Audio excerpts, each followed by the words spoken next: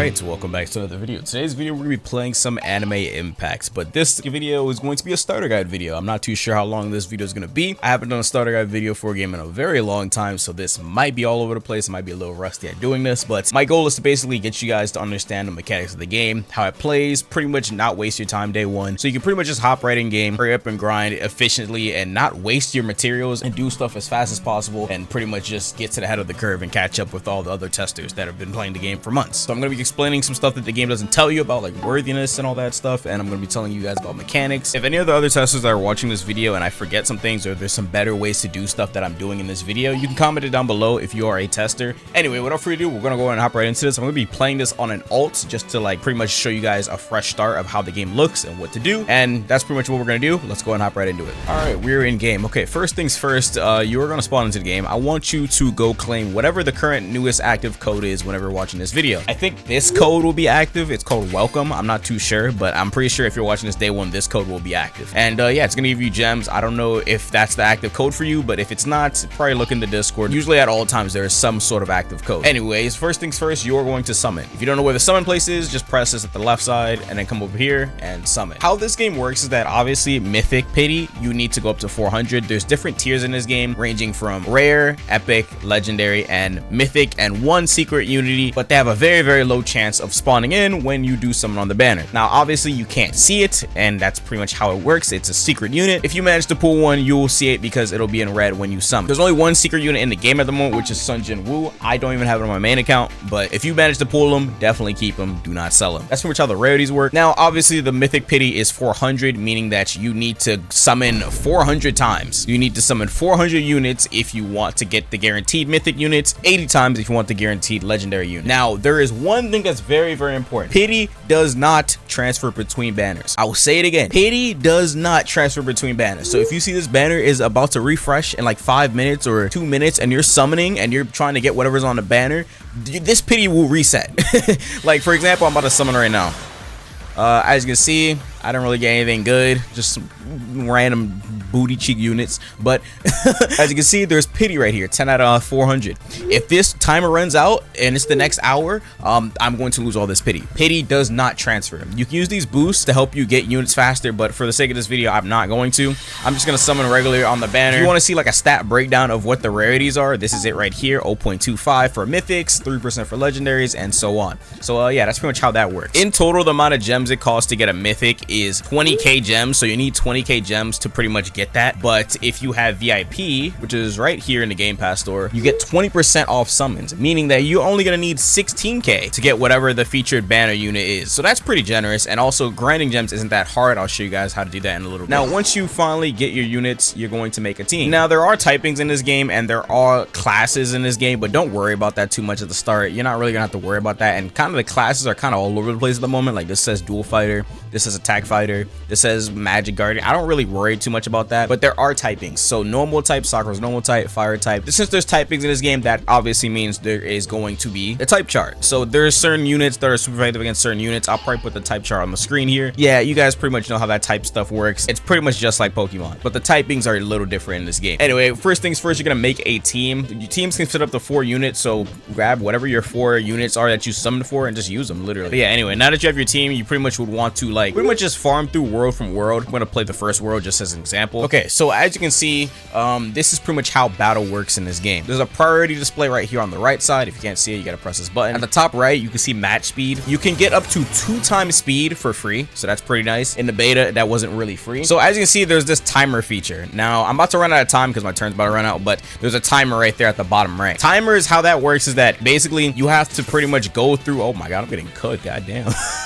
You basically have to go through 1 turn to use that skill, or 2 turns or 5 turns to use that skill, for example. That's pretty much how that works. So I'm going to pretty much just try and get up on this first one right here, and as the turns go on, you pretty much unlock more skills. This is pretty much how you're gonna level up your units. You pretty much just play battles, and yeah, as you play throughout the story, you'll pretty much unlock your units faster. I'm gonna put on auto just for the sake of this after this, but for that, I'm gonna explain this, that there are potions in this game that you can buy from the shop. I'll explain that in a little bit, but items are right here. There are potions that are gonna help you in battle. You can can block, you can pass your turn. Now, passing your turn, you're gonna have to do that if you're like affected by a status effect like sleep or something. Blocking is really good in this game because, as you can see, look at this, I'm gonna block on all my characters, take 0 damage. But there's a catch, you can only block once per turn. You can't block twice in a row. That's like the only catch. So in PvP, obviously, that's gonna help out a lot because if you think your enemy is planning to do something and you need to iframe their attack, you pretty much just block. And yeah, that's pretty much how battles work. They work pretty simple in this game. I'm gonna play the rest of this and I'm gonna go back to now. As you can see, I beat the battle. As you can see, I got red candy and ramen. I'm gonna explain those in a little bit. I got 105 gems. That's probably our first time reward clearance because, as you can see, because you're definitely not gonna get that much gems doing this again. The gems are pretty generous and easy to get in this game. I'm gonna return back to the lobby just to explain some more stuff. The fastest way to pretty much level units is by pretty much just playing the game realistically, because as you play the game, you get first time bonuses and you unlock harder areas that give way more EXP. Infinite mode doesn't really give that much EXP. It's not really for EXP. Infinite mode, how that works in this game is that's probably the best way you're going to farm gems. If you want to farm gems very, very fast, you're going to be doing infinite mode. That's pretty much what the end game is like for this game, at least at the moment. That's why you always see me playing it on stream in the background, just having infinite mode on auto. You pretty much can farm gems very, very fast by doing infinite mode, but it gets hard. That's late game stuff. So I would recommend, first things first, going through all the worlds, clearing all the worlds first before you even try and do infinite mode, because you're not going to make it very far. And that's pretty much also how you're going to be getting candies. And candies, I'll explain that in a second. When it comes to leveling your units, that's pretty much what you're going to do. And also, you can feed your trash units that you don't want to use into these characters to level them up even further. And also, you get these ramen bowls from completing missions,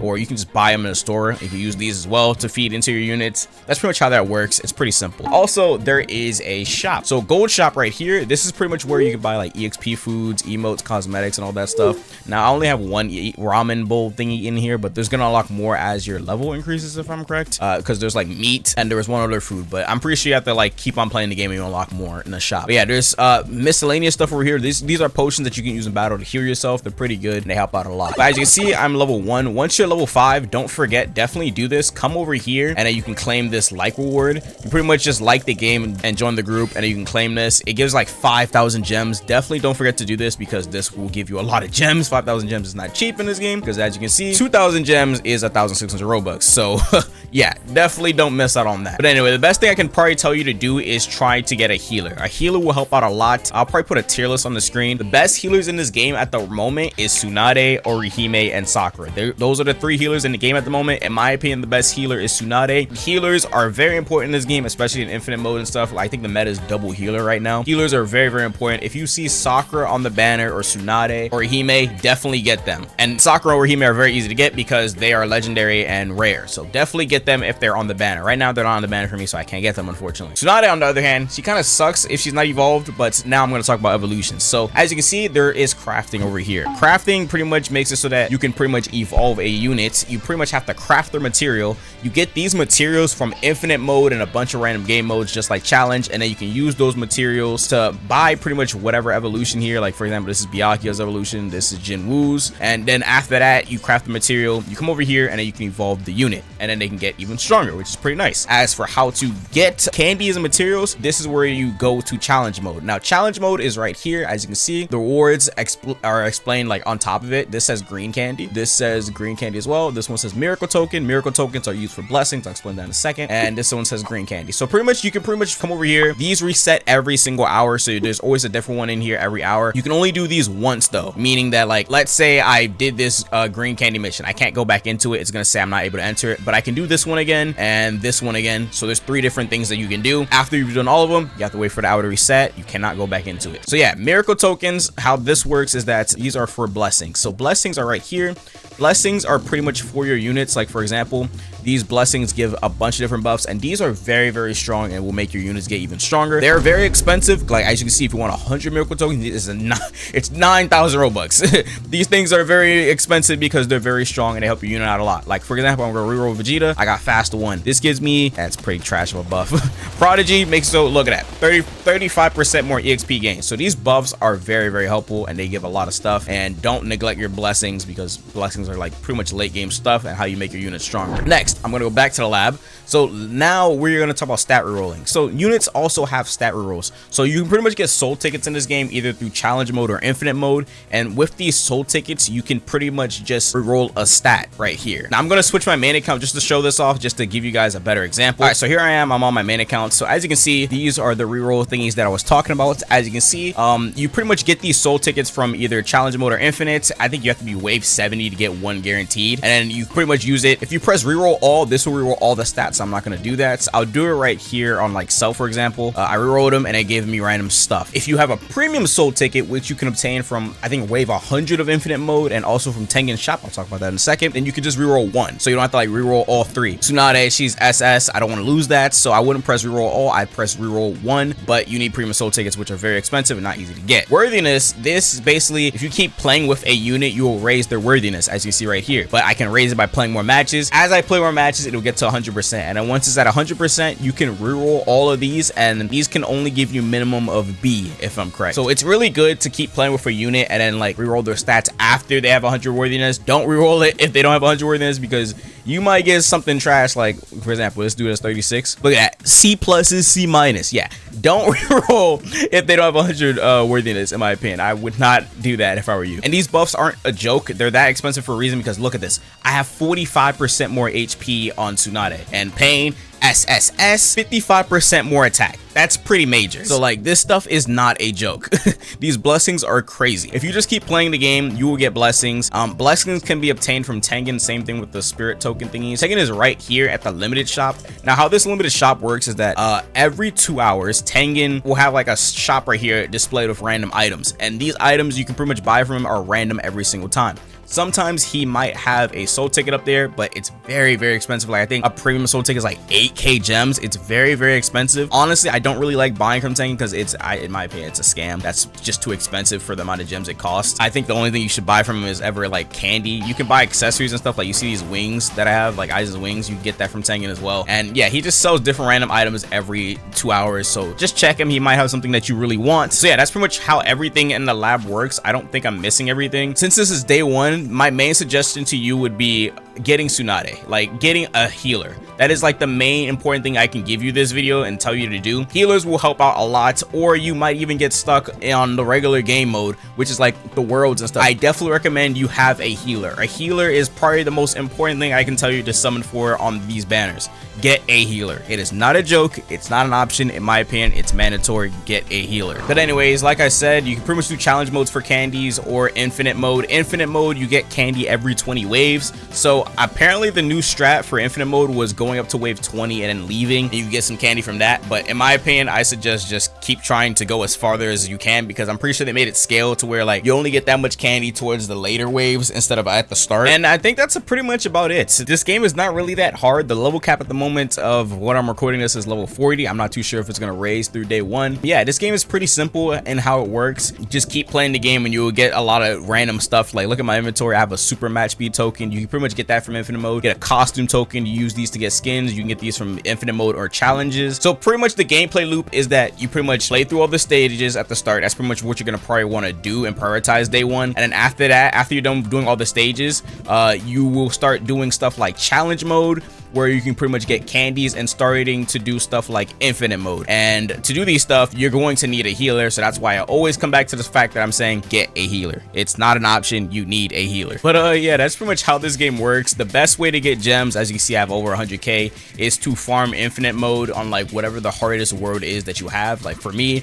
Spirit Society, infinite mode, this gives me my most gems. I get up to like wave like 90 something. Let me see, 93. I go up to like wave 93 and I come out of there with like 1,000 gems each time. But granted, it does take me an hour to do, but I come out with 1,400, so that's really nice. But yeah, pretty much you can just keep playing the game AFK on auto. But the best way to AFK farm in this game, in my opinion, would be something like this. Pretty much go to infinite mode. That's pretty much the best way to AFK farm in this game, because obviously infinite modes gives you the most gems, and you can also get coins from it, and you can also get candy. So you can pretty much just AFK farm while you're off the game. Make sure your default auto is on, and make sure default fastest match speed is on. All right, so as you can see, I'm in infinite mode. The game is playing for me. So basically what you're going to want to do to AFK overnight is you're going to need an auto clicker. Obviously an auto clicker will make it so that you don't DC while you're going to sleep, because Roblox has a system where like it'll kick you from the game if you're AFK for more than 20 minutes without moving your mouse. You're going to spam click right here. Oh wait, give me a second. You're going to come to your fourth unit and then click right here on their shoulder and spam click, or use your macro right there. After that, what's basically going to happen is that, as you can see where my mouse is, let's say I end the match, because the match is gonna end for you and put it in the next one, even if you lose. So like it's gonna appear something like this. It's gonna end, and then while it ends, it's gonna spam click right here, which is where the replay button is. So like it's instantly gonna put you into the next match. And even if you do miss the button, it's still gonna replay no matter what, even if you're AFK or not clicking the button. Right now on my current team, I make it up to like wave like 90 or something. So basically every hour I get like 1.2k gems, which is pretty nice, even while I'm not on my game. So that's actually really good. But that's just because I can make it that far in Infinite. Down the line, you guys will be able to, as long as you pretty much just do what I'm telling you to do. It's not really a hard game to understand at all. Just keep playing and you will get stronger. Definitely don't neglect healers, please, for the love of God. Don't waste your time, because not playing with a healer is gonna waste a lot of your time. You're gonna keep dying and you're gonna be like, bro, why can't I beat this? You need a healer. Like I don't know how many times I'm gonna say it. You need to get a healer. Don't try and brute force it. Anyway, that's pretty much it for this video. Hopefully you guys did enjoy that, and I hope I did help you guys learn something new about this game. If you're curious about anything, comment down below. I'll try and help as much people as I can. Also, don't forget, pity does not transfer between banners. That's it. I'll catch y'all later. Take care, guys.